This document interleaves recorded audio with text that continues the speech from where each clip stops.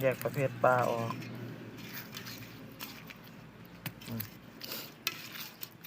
ปลาสีเหลี่ยมกับปลากลม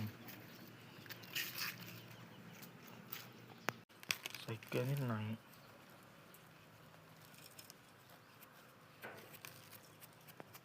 รอย่างไฟมัน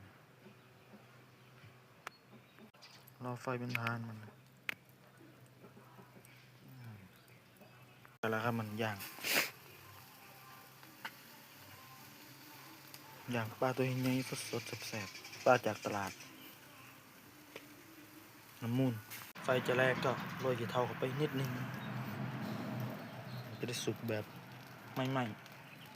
เริ่มสุกแบบบ่ไหม้แล้วมันเรื่องห้วยห่อน